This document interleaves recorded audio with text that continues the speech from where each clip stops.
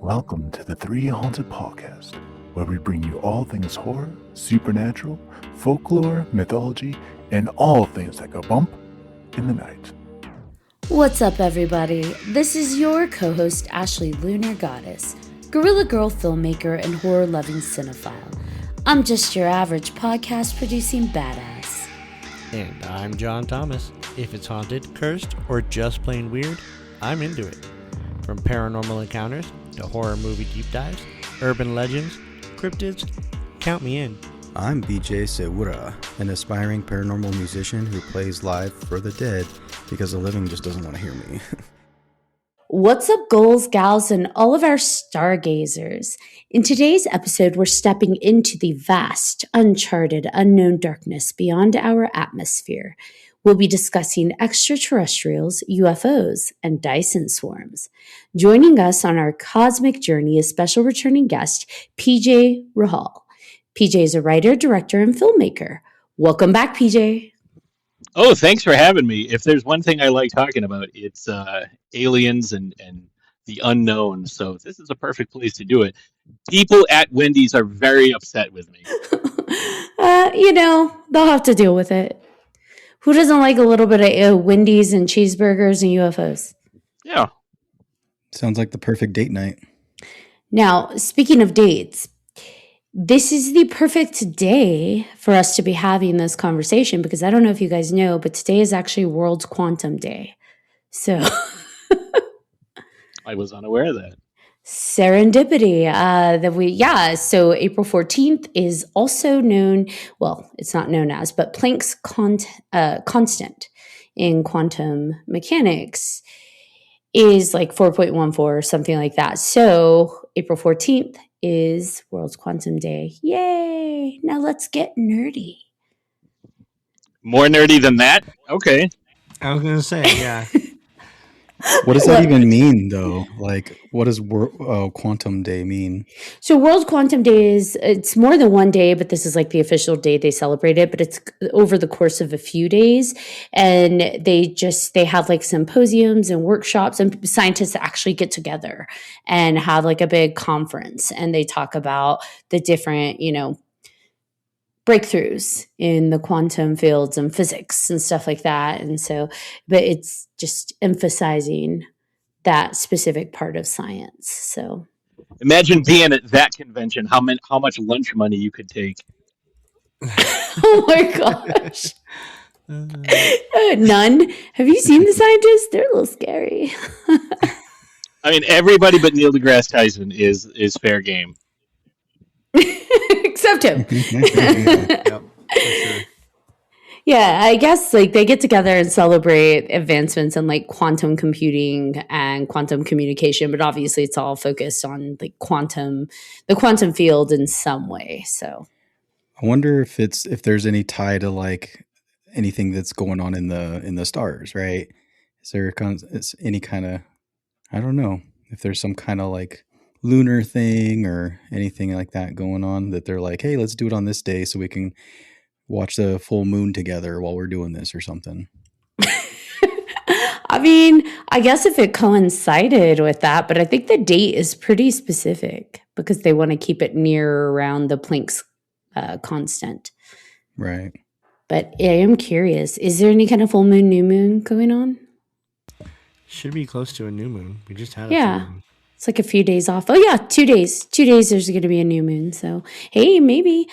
I mean, it is looking at the world beyond Earth, right? It does include like quantum theory and quantum mechanics and stuff on Earth, but imagine that field encompasses way beyond that. So, who knows? Maybe there's something they're doing in terms of stargazing. I would hope so. Do you think they jokingly get together and troll each other on their signs because like they don't actually believe in that? So it's like, yeah, look at that fucking Libra. Can't believe he believes in that theory. Wow, what a Gemini. Look at that Virgo. They'd be good at doing that. Definitely Virgo. Definitely a Virgo. Man. Hey, I'm a Virgo. That's okay though. I get picked on. I'm a Leo. I'm ferocious. Wow. What are you, John? I'm a Capricorn. I don't know what that means. I kind of know the signs a little I bit, don't know what that but I means. don't know what they all mean. Oh man. Oh, BJ. PJ, what are you? Aries, my birthday was about 2 weeks ago. Happy belated birthday. Thank you. So I'm going to jump right in since we went all nerdy for a moment. Well, it's going to be a whole nerdy episode, so I love it. I'm probably going to title this episode Talk Nerdy to Me. But I'm going to jump right in. You love extraterrestrials and UFOs and, you know, the unexplained. Where did that passion come from?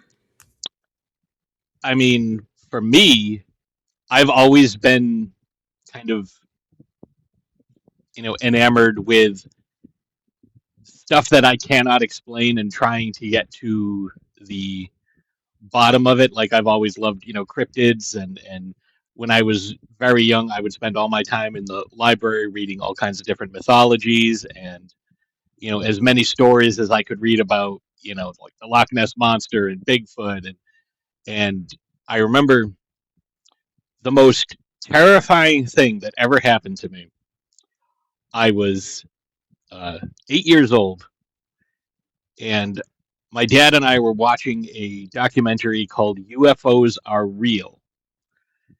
And there was a scene where a gray alien, like that classic picture of the gray alien, popped up on the screen. And I was filled with the most fantastic terror that I have ever been filled with before or since. There was something like my entire body felt like it fell asleep. I rolled off of the couch and crawled on my hands and knees out of the room because I was so terrified. Now, I'd seen these things in books. I'd read all about them. And I kind of link it to something that happened to me when I was about 4 years old, where someone called my name from outside my window. And we were on the second floor. And I asked my parents if it was them. I went into the living room. Mom said no. Went into the bedroom. Dad said no. They were both watching TV. I'm like, well, somebody just called my name. And I can still remember how that voice sounded 41 years later. And I think the two are connected. Nothing scares me. Like, I'm a big horror guy. Nothing scares me like alien abduction. The last two movies that really terrified me were Fire in the Sky. Yes. And The Fourth Kind. When my now wife and I watched Fourth Kind, we slept with the lights on for 2 weeks. Same. Did it say PJ or Patrick? It said Patrick. It said Patrick. Okay. And it said it was almost like it was underwater, or like there was some kind of barrier. It wasn't like that. It wasn't a whisper.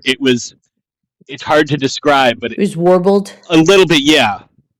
But it was almost like if it was an old person, like an old lady calling my name, but like that wasn't it, because there was more to it than that. Like there was something about the voice that was so like unappealing, and like it was not an inviting voice. It was calling me and beckoning me, but it was not like, hey, come here, I'm here to help you, I'm here to take care of you. It was not a nurturing voice. And I went in the other direction as quickly as I could. So you weren't the stereotypical horror person. You didn't run to it. You did the appropriate get away from it. Yeah, well, I was too young. I was like 4 years old, so I was like, whatever this is, I am unable to defend myself. I wasn't the smartest child. My dad had a very thick Massachusetts accent, and I remember him telling me, "Don't touch the light socket because you'll get a shock." And I was like, "Shocks? I like shocks, like Jaws, all that. I love shocks." And so I touched the outlet, ended up on my bed, lights flickering, my parents running in. My dad's like, what the hell happened? I was like, I was trying to get the shark. That's what you told me. So I wasn't the smartest child, but I just didn't understand accents. I thought he was saying shark. Have you seen anything that comes close to that in terms of like alien renditions kind of triggering that sensation, or was it really only that one that got you like that? I have had um, I've had the sleep paralysis more in the last few years. I've had a few episodes. Nothing to that specific, like nothing of like that level of like intimate contact where like someone is specifically speaking to me. Maybe because I'm in my 40s now and I'm not a 4-year-old. There's less of a need to be subtle or can't articulate the word I'm trying to. There's less of a need for a gentle touch. It's just we'll just do this thing. But I've woken up with weird scratches and cuts. Oof. I was thinking more along the lines of because you saw the alien representation on the show that you were watching with your dad, that triggered that. Yeah, like if you've seen anything, whether it be through movies, TV, books, or whatever, that's kind of triggered that same memory or connection. Yeah, it would be some of the stuff that happened in Fire in the Sky and Fourth Kind, like some of that stuff, like especially where not so much the depiction of the aliens in Fire in the Sky, just some of the shit that was going on in that that Travis Walton kind of dealt with as he's running through the ship and everything. But Fire in the Sky, definitely, like it's one of those things where you see it and it's just like, nope. Like sometimes just talking about it, the hair on my arms goes up. Giving me chills just hearing you talk about it. It actually reminds me of the cover of the book Communion, how it had that alien on the cover. When I was little, Whitley my grandma Strieber. had that. Yeah, my grandma had that book, and like for some reason it was always out, face out, so I could see the stupid cover. But there was a couple times where I grabbed it and I'm like, nope, and I threw it away. I threw it out away from me. I'm just like, no, I can't deal with that. It was too creepy. Mm-hmm. That, it's funny. I was thinking about that one earlier because that's one of the few books that I have less faith is genuine, because he was already a science fiction writer. So I kind of question how genuine. But that's me. But what if his science fiction writing was based in that? Like, versus he's a science fiction writer that opted, like, to create Scientology just to see if he could. I mean, that's just me giving an example. But more so, maybe his science fiction was inspired by things he actually already experienced or knew. I mean, if it's one of those, if he hadn't already been established and then had the experience and then written Communion, I think it would have been a different thing. Whereas if he had, although, who knows, maybe he was writing on his experiences and they wanted him to stop doing that. Has there been anything, because you talk about science fiction, are there any writers or any movies that you think got it right? Besides like Fire in the Sky and Fourth Kind? Like think of all of them, right? Because I mean, there's a bunch of different kinds of aliens out there, right? If you believe that, that the ones that we've been in contact with, there could be the Greys, there could be like the lizard people, all the different types out there. Is there anyone that you're like, yep, that seems on point? It's very interesting thinking about it that way, because I think a lot of times what we depict in media is stuff that we are familiar with. I think the best representation, honestly, might be War of the Worlds, where they come from a planet that didn't evolve the wheel, where everything's based on obviously threes. The tripods. They have the 3 legs. There is a little known book series, a young adult book series that I read the first book when I was 10, and I read the last 2 in the trilogy when I was in my 30s because I could not find it. anywhere, called the Tripod Trilogy, or the Tripod Trilogy by John Christopher from 1966. It was very similar to the War of the Worlds, where they would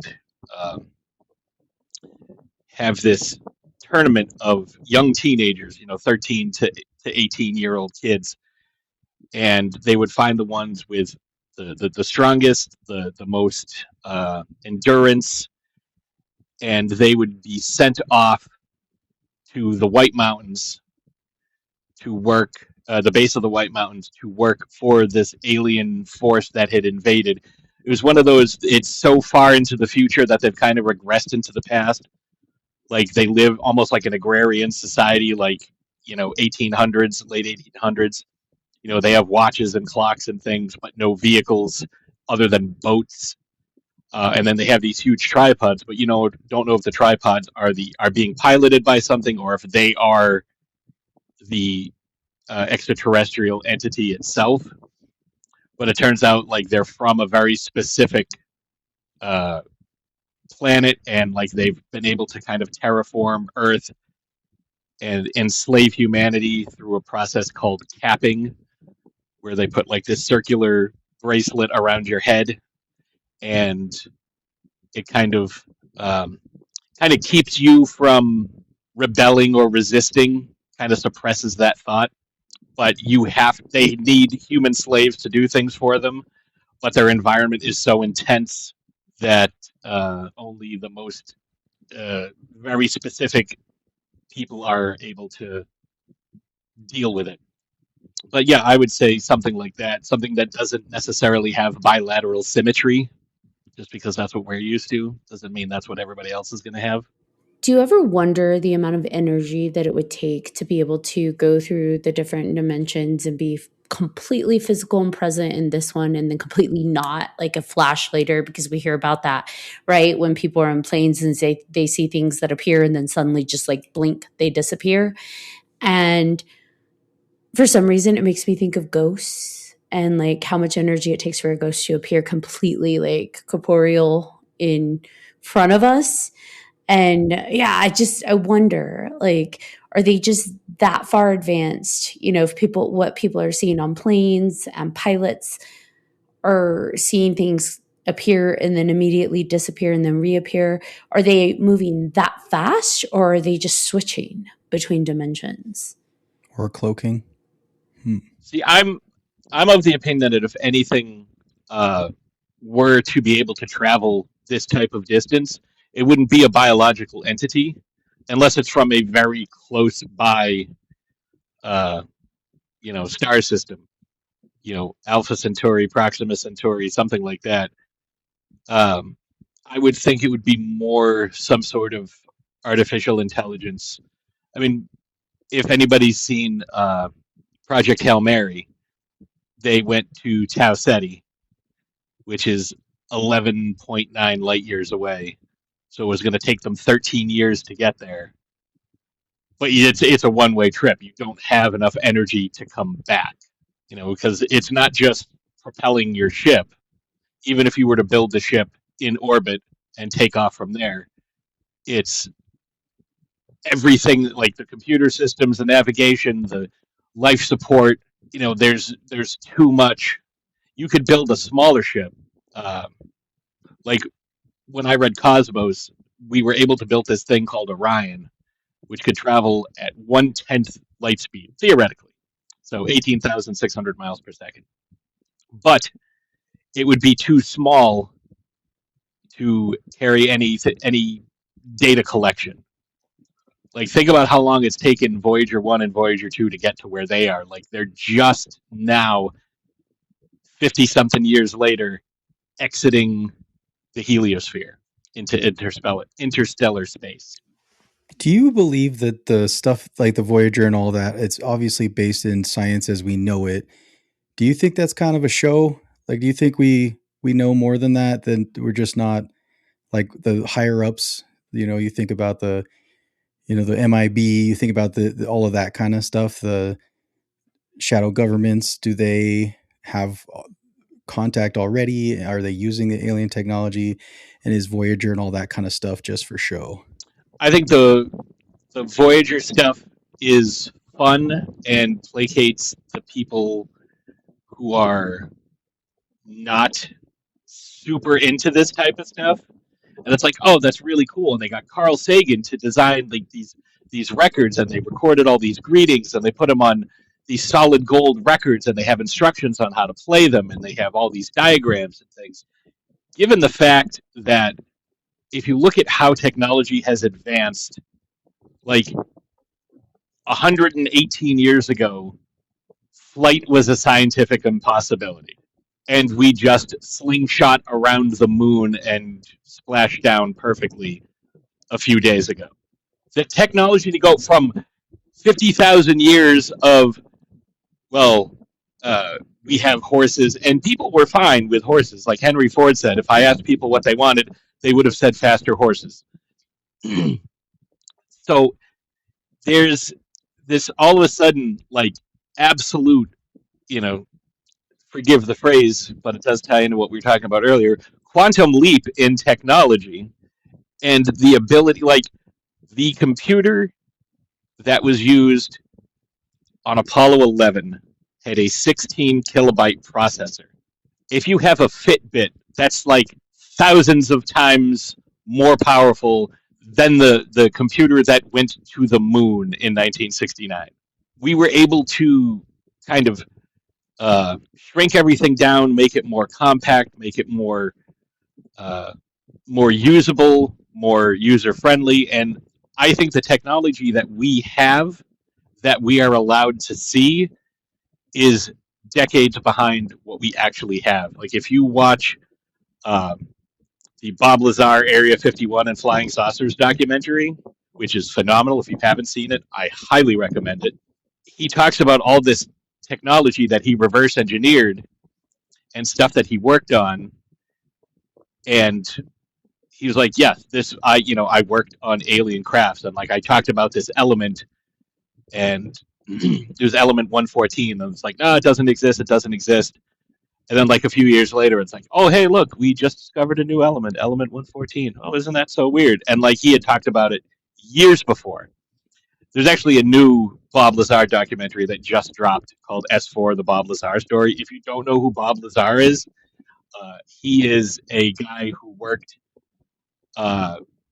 for, like, he would have to drive to an airport. He would then get flown somewhere, get on a blacked out bus, and then they would bring him to the work site. It was above what they called skunk works at Lockheed, which was like working on all the super high end, like, stealth fighters, stealth bombers, the SR-71 Blackbird, like all of those like insane aircraft. It was above that, and it was like he has had people randomly show up at his house, tearing apart all his research, and it's just him going on TV or like doing a radio interview puts his entire family, like his entire bloodline, at risk. It's so yeah. I there's a lot more than what we know about. In regards to that, I absolutely believe the intelligence that we as humanity have and the technology that we are in possession of is probably a fraction of what we actually know, right? And what we're exposed to and what we utilize. But versus, a lot of people think that it's a conspiracy because of malevolent things.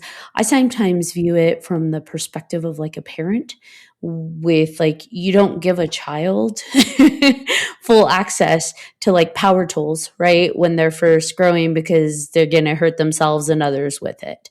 You have to kind of walk them into it, edge them into it. And, maybe some point in the future, we will be able to be introduced to that as just a way of life. But I do sometimes wonder if the reason that we just don't have access to that, because if it is, extraterrestrial influenced or otherworldly guided, then it is like giving a child something that they're just not ready to handle, because they might, explode themselves or explode others. Well, I mean, humans having the track record that they do, I wouldn't trust them with anything, because all we've ever done is figure out different ways to kill each other. That's how the bow and arrow was invented. I really want to stab that guy, but he's way over there. Wonder how I could do that. It's just a bigger gun. Like that's pretty much all it is. Is like every technology that we have is just used as weaponry. Like there's nothing that we have that we're like, this is completely benevolent. It's like, oh, what biological weapons can we make? What, how can we destroy the most people at once? Is there a reason we need a flamethrower? It's like, oh, that guy over there, fuck him, and specifically, I really wish he was on fire, but he's way over there. How do I do that? For roasting a very big marshmallow. I was going to say spider, but whatever. We're definitely still very in the grand scheme of the actual age of the universe, we're still very too close to and tied to our primal nature. And to your point, yes, we're still very connected. As much as people want to say we're enlightened, we're evolved, we're still very primal. So a lot of things drive us, like anger, passion, jealousy, like all of those big feelings that cause war and destruction. And so, yeah, definitely you don't want to give someone the technology to just make that explosion bigger or make that destruction bigger. But also I think our bodies just can't support some of it because, for example, you talked about beings popping in and out, maybe using drones or AI or something that helps guide it through. And for us, if we're given the technology to be able to travel at the speed of light or cross dimensions, our meat suits might not be capable of being able to withstand that anyways. Like how many people would say, yeah, teleport me, I'll do it. All of us in a heartbeat. But chances are our bodies would not survive that. That's how the fly happens. Well, think about, or Mike TV from Willy Wonka. But even think about it like this. Astronauts that go up on the Artemis 2 trip, they have intense exercise equipment because you're in zero gravity. All of your bones and muscles are atrophying. You are absorbing a lot of radiation despite, all the shielding that's going on. These folks that come back from being, say, up on the ISS for a year, their DNA has changed. Like and that's just the equivalent of going, outside into the yard. Like you're still in Earth's orbit, trying to go interstellar.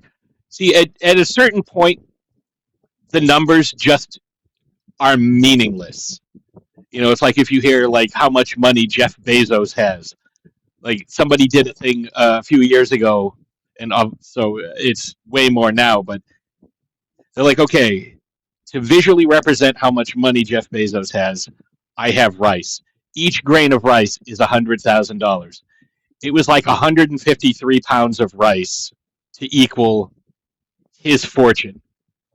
Those numbers don't mean anything. It's the same with interstellar distances. The closest star to us is Alpha Centauri at 4 light years. Now, I'm going to get nerdy here. I hope that's okay. But please do. A parsec. I know we've heard the term Star Wars, Star Trek. Star Trek used it correctly. Star Wars did not. A parsec is a unit of distance, which I forget all the math involved, but it's actually a portmanteau of parallax second. So if you have 360 degrees in a circle, each degree is broken up into minutes and then seconds, what they call them arc minutes and arc seconds, to differentiate from time. And I forget exactly what parallax is. It's like how you see something and like the distance. But a parsec is 3.26 light years, which is 19.2 trillion miles. So you could travel 19.2 trillion miles and you're still not there yet. It's still going to take, and you're traveling at the speed of light, it's still going to take you another 9 months to reach your destination. And you've been traveling at 186,000 miles per second for 3 years and 3 months. And you still have another 9 months to go. Those numbers mean nothing at that point. So we just went, 250,000 miles? That's the farthest anyone's ever gone. It was the crew of Apollo 13 when they had the slingshot around the moon and come back. Artemis 2 just beat that. I forget exactly what the number was, but they just beat that. I think it was like 260 because the moon's 237,000 miles. That's just 237,000 miles traveling at about 26,000 miles per hour, which is not that fast on the grand scheme of things. So I think you're 100% right, Ashley. There's no way a biological entity, short of, say, some sort of sentient tardigrade, would be able to traverse interstellar space. Yeah, I mean, especially not one biologically grown on Earth. If there is some being that is born and raised, so to speak, already in those conditions, maybe they're a completely type of entity. I don't know. But as it stands for humans, even if aliens said, here's speed of light, have at it, we would not make TV that smaller. We'd just probably obliterate. We'd use it as weapons. That too. We'd blow up other planets just cause and fuck up our whole solar system and die, all because of us. This is why I love the show The Expanse. It just deals with all of this. It's if you guys haven't seen it, it's very, very good. And it deals with a lot of the physics and even the way it's shot. It's very, very like realistic of what it's dealing with, like the physics, the political landscape, because they don't go very far. There's Earth, there's the moon, there's Mars, and then there's the Belters. And they even have to torture the people that have been in the belt, they bring them to Earth and then just put them on a couple of nails. They don't nail them in it. They just have them hang there and let gravity torture them, which is really, really, really cool. And then when they're in the ship, because to simulate gravity, right, they're spinning. And so whenever they pour a drink, you see the spin twirl down into the glass, which is really cool. It's just these little details that they throw in there to make it seem extremely realistic, not too far away from what we're dealing with, that we could be dealing with, in our not too distant future if we don't blow ourselves up first. See that, and that's why I like Andy Weir, who did The Martian, who did Project Hail Mary, and has the third book, which came out in between the two, called Artemis, which is about moon base. He has this insanely advanced science that he kind of dumbs down so you can understand what's going on. Because the average reader is not an astrophysicist, but all of the science is accurate and correct. If you've seen The Martian, it's all right, well, I need to grow stuff on a planet where nothing grows. How do I do that? I need water. There's no water. How do I make water? And it shows him making water. It shows him using the fertilizer that, he's basically farming in his own shit, but it's brilliant. The science behind everything that happens in Project Hail Mary is brilliant. There's a scene in the book that's not in the film where they're trying to warm up Earth by kickstarting global warming, and they put 3,600 nukes in Antarctica and blow up the ice shelf to release all the methane to go up into the atmosphere and create a greenhouse effect because the sun is cooling and it's cooling Earth. Then in 30 years, everyone's going to be dead. And they talk about how instead of everybody working together and coming together to solve this global crisis, everybody becomes very isolated and insular, and it's well, we have this stuff. We have enough for our own people. But it's when you hear about or read about all these like super rich people that are making these insane survival doomsday bunkers, and it's like, all right, well, I have this amazing bunker and it's going to last me and my family 30 years, and I have these like, this security force. What's the one thing you never see in post-apocalyptic movies and films? The rich guys who hired the mercenaries to guard their bunker. Because once the money is useless, hey, this guy has an endless supply of resources, and all we have to do is just take it from him. What's he going to do, fight back? No. So it's kind of like that's what's going on, and I think that, to touch on your point from earlier, that's why we don't have the technology that we could have, because we couldn't really, what's our biggest industry is the military. If all of a sudden we didn't have the military, or there was no need for it, take the Twilight Zone episode To Serve Man. Up until the end, everything's great. They put these force fields over all the different countries so nobody can bomb anybody else. They make it so all of the ground is incredibly fertile. You can grow as much food as you want. Nobody wants for anything. Everybody has everything they need. There's no need for money. And it turns out they were just eating us anyways. But the point is, if there was no need for this, and they did a Rick and Morty episode about this too, if all of a sudden everybody had everything they need, there was no need to work. We have been so programmed to do these specific things. What would we then do? If all of a sudden you had unlimited time to do anything you wanted, you didn't have to go to work, you didn't have to pay bills, what would you do to take up that portion of your day? There's only so many movies you could watch, so much stuff you can do. Some people would thrive. Other people who are just such a slave to routine and a slave to capitalism would be lost and wouldn't know what to do. And I think that would be a problem. And I think that's another reason why we don't have all the information that we have, because there are, for lack of a better term, multiple systems of control: religion, money. If those systems were to collapse, if you were to suddenly, yep, aliens are real, here they are, there is no God, or all the gods we worshipped were alien, how would all these people who made everything, like the Vatican, like what would happen there? All these folks who their entire life has been devoted to their religion, only to find out that it was a lie. I mean, it would explain the different gods, different alien races. Except for Apollo. Apollo is the only one. Well, didn't the Vatican just not too long ago be like, "Oh yeah, aliens are real. Like we're allowing that now." Right? Didn't the Pope say that? Like just He did, but then he was like, yeah, aliens, that's one of God's creations. Yeah, God made aliens. But if God made man in his image, whose image are the aliens in? Like you see a reptilian walking down the street, or some sort of insectoid alien, just pulling up next to you at the Dunkin' drive-thru. Like, is that the same God? But yeah, it would be.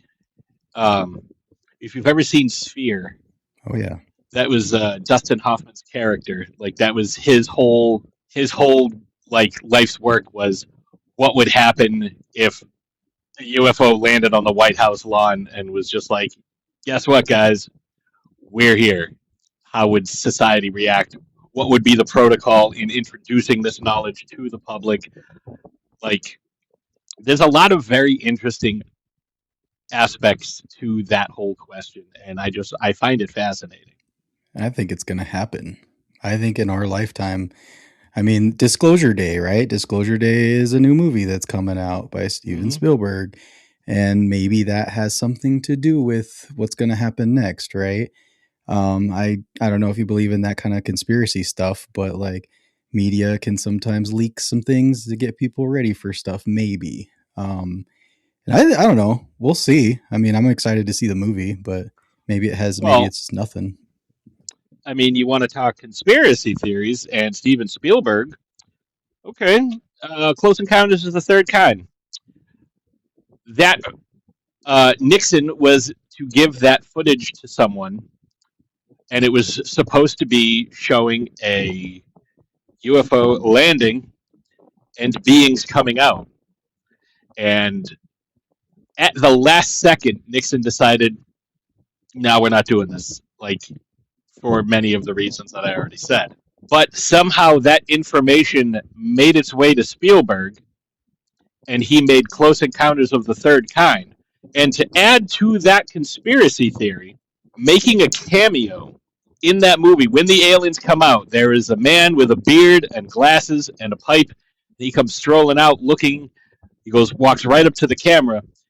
That would be Dr. J. Allen Hynek, who was the man behind Project Blue Book, if you are familiar with that. He was supposed to go around debunking all the UFO claims around the country. Like, that was his job. And he ends up in this movie right after Nixon's supposed to give all this information.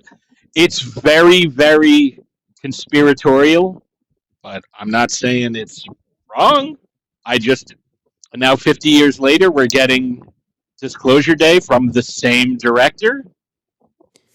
I mean, I definitely think that the technological advancements that we've had along the way, like you said, we've been booming in small amounts of time and technology has, I think there's an influence there. What that influence is, I don't know, but I do think it's there. And if it's coming from extraterrestrial guidance, maybe these people are being whispered to like the whisper you heard.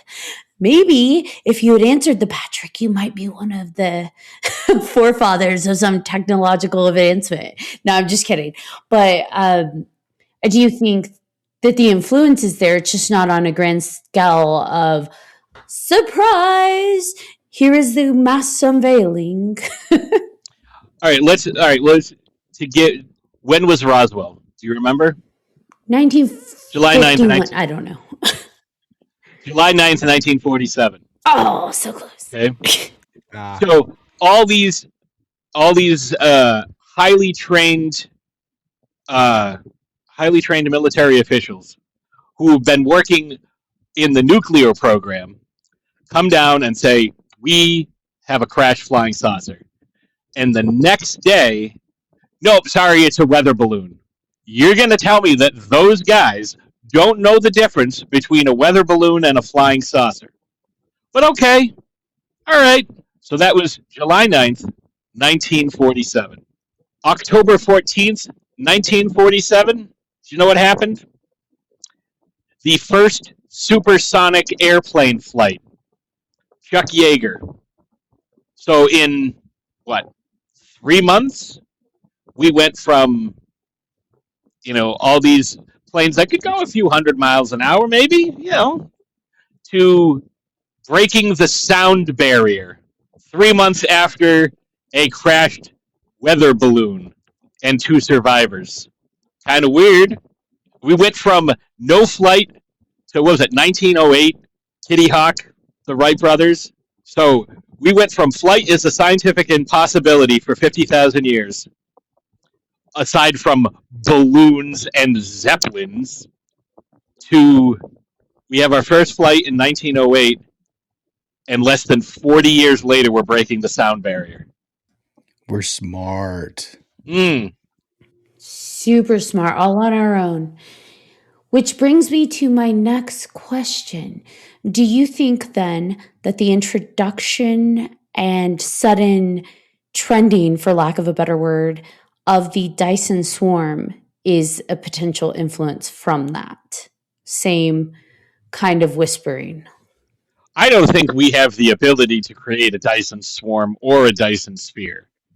For folks, it would take, if you look at the Kardashev scale, you would need to be at least a Type 2 civilization. We can't control our weather yet. We're like 1.5. You'd need, I forget how it goes, but the Kardashev scale, the higher up you go, we're towards the bottom. Like, we can harness solar and wind and water energy. So you can harness the weather, the energy from your own planet sort of like we can't use the Earth's rotation as an energy source. We can't use the core as an energy source, but we can kind of set up solar panels and wind turbines and hydroelectricity plants to be on the level of a Dyson sphere or a Dyson swarm. So a Dyson sphere is a solid structure built around a star used to harness its energy. Now, there is a possibility that there is such a thing. If you look in the Bootes Void, there is a section in the constellation Bootes. I never know if I'm pronouncing it right. It's Bootes, and one of the O's has an umlaut on it, the two little dots. So I never know if I'm pronouncing it right. I've only ever seen it written. But there is like a huge gap, like right in the middle, where there's just no stars whatsoever. And it's really weird because there's stars all over the place and then just nothing in the middle. And they just call it a void for lack of a better term. So a Dyson sphere is a solid. So just to be able to have, like, we don't have enough material on this planet. Like, if we use the entire Earth itself and we're able to convert it into some sort of metallic structure, we wouldn't be able to build all the way around the sun. We'd have to harness other planets in order to do this. And our sun is not a huge star. There are many larger stars sprinkled throughout the galaxy. But we wouldn't want to encapsulate the entire sun anyways, just because of what that would do to the temperature of the Earth and moving kind of the inhabitable zone. If we were to try and it wouldn't exist anymore. No. In theory, we could start partial, right? We would be so far beyond needing to be like, you would already have interstellar travel down. Like, this is past that level. Like, you're able to travel interstellar, so there's no reason to have like a home. It's like, oh, Earth, yeah, no big deal. We can just go to Kepler or you know, some other galaxy because we have already mastered faster than light travel. So don't worry about it. I'm just saying, for any star, if we were to build a Dyson sphere around any star, we couldn't do it, even a tiny star. So what would be the point of one then? Energy. The point of one is to power your civilization. You are taking the energy from a star and using that to power your civilization. Like, you have a mobile civilization. Like, all of your entire species and ecosystem is on. Like, imagine if the moon was a spaceship, and there's a lot of. I could go on for an hour and a half about that. But imagine if the moon itself was a space station. Like the Death Star. Imagine you're the Death Star. And you build Dyson spheres, and you suck out all that energy, and that's what you use to power your Death Star. So instead of blowing up planets, I mean, you still could because you'd have all this energy, but you're taking the energy by building a structure around a sun. Now, just, again, the numbers on this are massive. It's massive. Like, the amount of material you'd need, the amount of engineering, like, we cannot do it. Now, a Dyson swarm is slightly different. A Dyson swarm is the next step. A Dyson swarm is a series of satellites that you could send out autonomously that could find a star, swarm around it like a bunch of bees, and just siphon off all that energy, store it, bring it back to your civilization. It's more, I think that's the more reasonable thing. Like, you don't have to specifically encompass the entire star.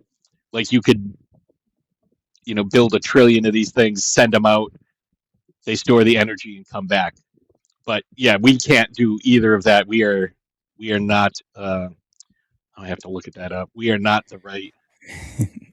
Not with science as we know it, but I feel like that's been any technological advancement, though. Like, going from horses to cars, horses to planes. I feel like we do big jumps, so I don't think it's completely impossible. Do we have it with the technology as it stands? I don't know, because we already said like so much gets withheld. But this idea of satellites that can capture energy, harness it, and then potentially feed it back, especially, I mean, that is kind of like a renewable energy at that point, because you only need a fraction of what even our small star puts out. The star puts out. Now, to your point, though, to create something that's capable of that, we definitely don't have that material on Earth as it stands, even for the little satellites. That's where we would need to utilize things external to our planet. But then it starts to become, do humans then start destroying other planets in the process, mining for sources there? Or is there a material that we're not aware of yet that we could potentially utilize? I know there was a video I saw that talks about potential material in like the asteroid belt. If you don't use like silicone, but you consider other, I think like carbon or other resources that we still don't have here. So we'd have to go elsewhere to get and create. But it's an interesting idea of this bigger idea. You know, people think that energy only comes in specific forms and renewable energy only looks like ABC. But this idea that it could be so much more beyond that, things that we've never even heard of and most people can't even grasp, right?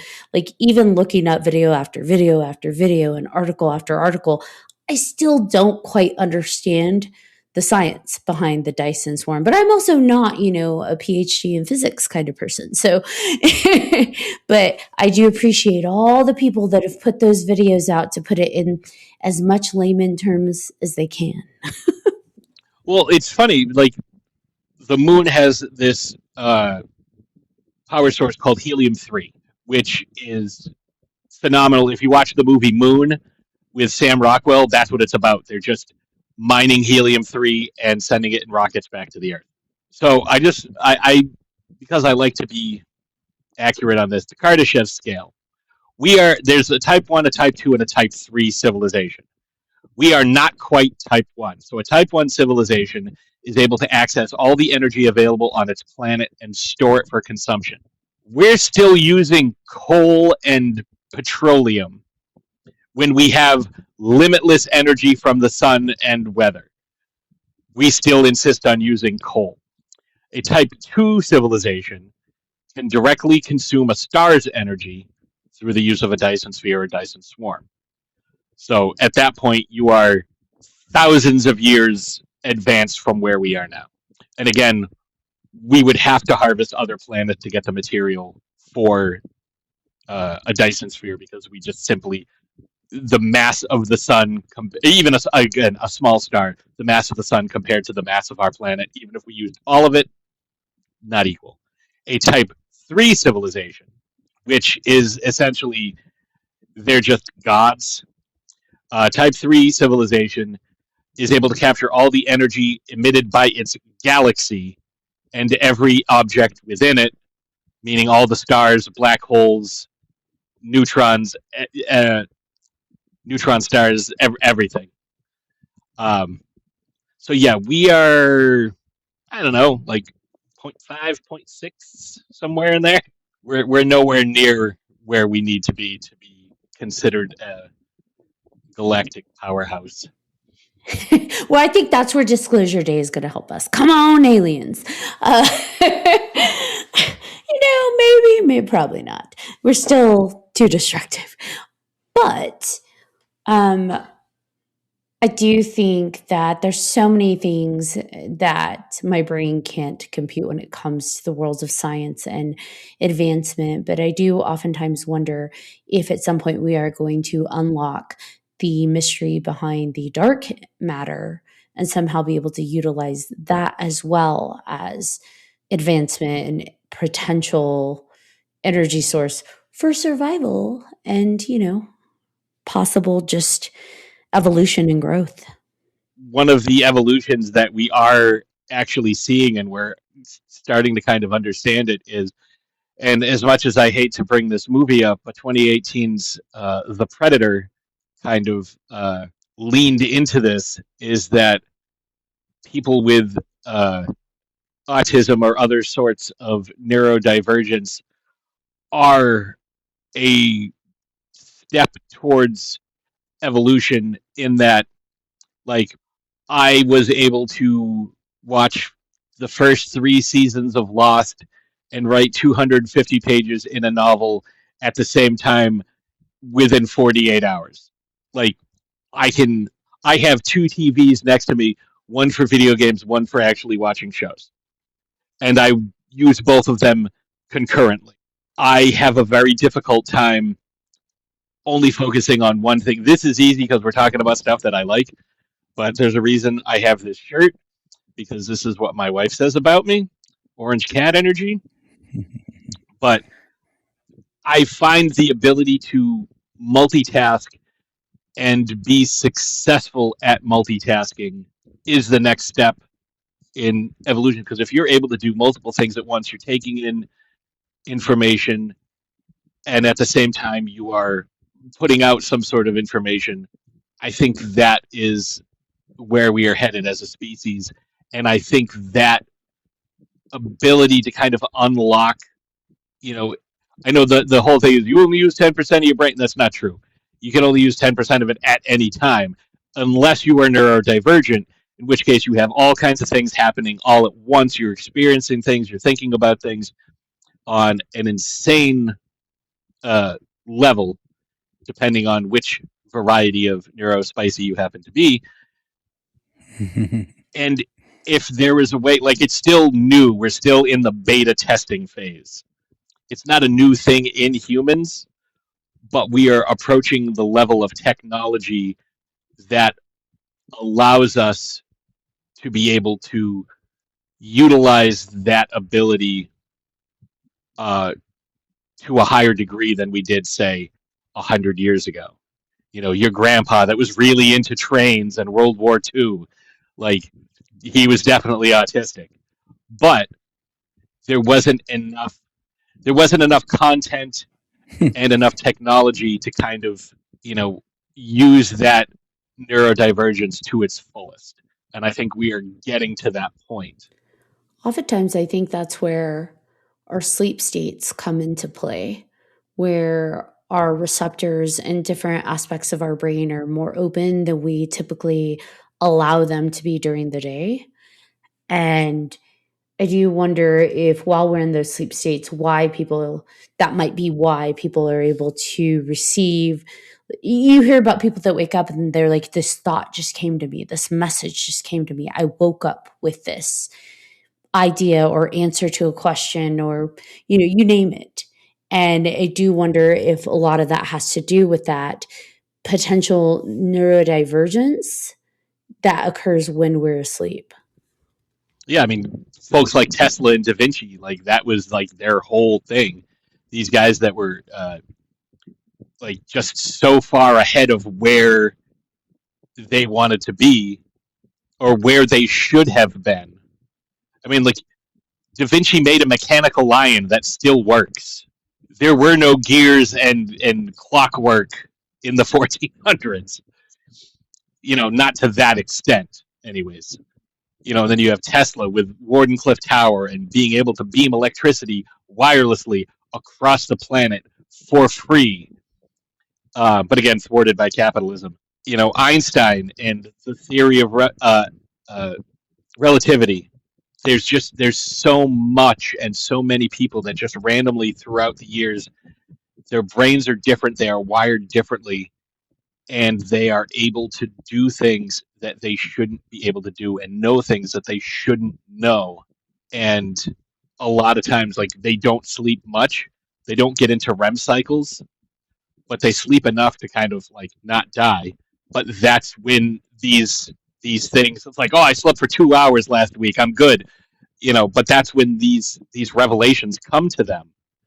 And it's such prophets are the same way. You read so much about these prophets throughout, any religious texts, and it's like, oh yeah, this guy went to, the Buddha goes to sleep under a tree and then wakes up completely enlightened. Well, that for me reminds me of everything that comes back to movies, right? The Arrival, the movie Arrival, not The Arrival, Arrival, where this linguist learns to communicate, and that is the tool. The tool is language. It is their language. It is the way to time travel, basically. And all of these people throughout history that you're talking about, they tapped into something that maybe that these other beings may have given them a key to. And maybe that's the next step, right?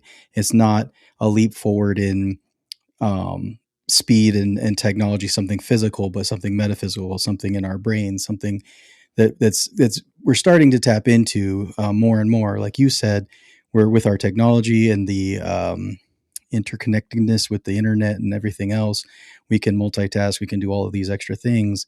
And it seems like we're just being primed for something more, like another step forward. And I hope that'd be really awesome if it happened in our lifetime to be able to experience something like that. I think that's really cool, and I hope that's where we're going instead of blowing each other up. And it's definitely, kind of piggyback on that. When you have a civilization that's so far advanced, like to a species that has mastered, interstellar travel, it's like, okay, these people have, the horse and buggy, or these people have supersonic flight. That's really not that big of a difference to them. Like, 400 or 500 years of technological advancement for us is mind-boggling, but for them it's like, all right, well, I mean, they're pretty much the same as they were 150, 200 years ago. Like we see stories of, oh, look, this chimp, is fermenting fruit to make wine, and getting, absolutely hammered. Like, that's a huge advancement. But we don't care because it's like, it's still a chimp. And I think that's how these civilizations look at us. Like, again, we're not even a type 1 civilization yet. I'm still fermenting grapes to get hammered. It's true. They ferment fruit. They let it kind of just like sit out in the sun. They ferment it, and then they eat it, and they get wasted. It's awesome. I love that. Yeah, the things you learn. So, Patrick, PJ, you've got some projects coming up. In fact, you have a new film coming out. Can you tell us about that? Yes, it's the 7th project put out by Magenta Manor Productions, which is the production house that my wife and I run together. This is our first time directing together. The project is called Noctis Monstrorum, which means Night of the Monsters. And it is about a guy who, I play him. It's a guy who has been seeing signs of an impending, let's call it invasion. And he is preparing to fight off this invasion. But he is very much out of his depth and doesn't quite have all the facts about what's going on. You can also catch my wife's 4th film, Eviction, which I think is the best thing that Magenta Manor has ever done. It recently premiered at the Lois Weber Film Festival. It's going to be making the rounds at a bunch of horror fests. We also will be hosting the Dead of Winter Summer Camp Edition horror festival. It's a film festival. We have vendors. We have some guests. We have some of the folks from Terrifier and Stream that are going to join us and hang out. We have a bunch of local vendors. It's basically a celebration of independent films and independent creators. This is the first year. It's our 3rd year doing it, but it's the first year we kind of opened up to folks outside of the Northeast. We've got some folks from Tennessee. We've got some folks from all over the world. We have an amazing short that I'm very much looking forward for people seeing called Curse of the Werepuppet from Australia. And it is exactly what you think it is. It's live action people with puppets. Oh, it's brilliant. It's going to be a lot of fun. But that is July 25th and 26th at the DCU Center in Worcester, Massachusetts.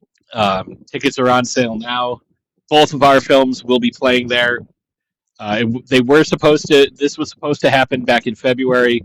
Some crazy stuff happened. So now it's July. So we kind of switched it from, winter horror to summer horror, because why not? There's a lot of horror that takes place at summer camps or around summer vacations, road trips, and whatnot. So, yeah, why not? But yeah, we're going to be making the festival circuit. We're very excited about both of these projects. There's a lot of stuff coming up. You can follow us at Magenta Manor on YouTube, Facebook, all the socials. Magenta Manor Productions is our thing. We have a couple more projects in the works. That is awesome. Well, I can't wait to see it. Please keep us updated with the new projects that you and Ash have coming out. And yeah, we're happy to promote them. Do we have any final thoughts before we wrap this episode up, guys? I just want to say that if I believe in the zoo hypothesis and aliens, if you care anything about us, please fix what is happening now, because it is absolutely terrible. No good right now.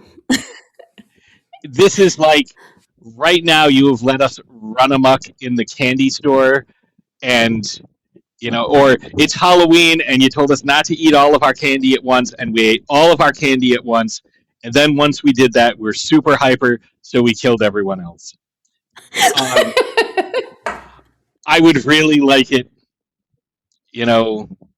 where Earth is the home of the pizza bagel, like, we can hook you up, like. Welcome to Earth. We've got pizza. Yeah. If pizza's on a bagel, you can have pizza anytime. All right, John Thomas, do you have anything? I just want to say thank you. It was fun having you on. Even though I didn't talk much, but my mind was blown with everything that was discussed. So thank you for coming on. Oh, I enjoy it. I love this stuff. All right. So yeah, I had a blast. I mean, there's so many things that I could have gotten into. We didn't even get into really movies, the sci-fi side of movies, or the X-Files. Oh, PJ's coming back on. Don't play. Yeah. He's coming back. Yeah, I will absolutely come back and talk movies. Oh yeah. We're gonna have a whole episode just dedicated to sci-fi movies. Absolutely. Not to brag, but we on our podcast we actually won an award for best interview in 2019 because we interviewed the cast of Megalodon. It was our first ever interview, because we're not an interview show, but yes, and I have a signed copy signed by the director and star. Just saying. That's awesome. All right, BJ Segura, do you want to bring us home? Yes, I would. Again, PJ, thank you for joining us. I really had a good time. I'm sure all of our listeners are going to love it, and stay hopeful, because I think the aliens are here, and I think things are going to work out. It's just going to, we just have to deal with this kind of situation for a little bit, and I think we'll see the light, and they're going to help us, get there. That's the plan anyway. And until then, we just keep talking about the stuff and have fun and enjoy all the things, right? So thank you for tuning into this episode of 3Haunted Podcasts with your host. I'm PJ Segura. I am Ashley Lunar Goddess. You almost forgot your name again. I noticed that too. I'm John Thomas. If you have any questions, comments, or episode suggestions, please feel free to email us at 3hauntedpodcast@gmail.com. If you haven't done so already, please like, follow, and subscribe to all our social media. You don't want to miss our amazing guests like PJ, not BJ. Or Bob, for that matter. And don't forget to check out 3hauntedpodcast.com, where you'll find all of our past and current season episodes, as well as guest information and all kinds of awesome merch. BJ threw me off. Until next time, beam me up, Scotty.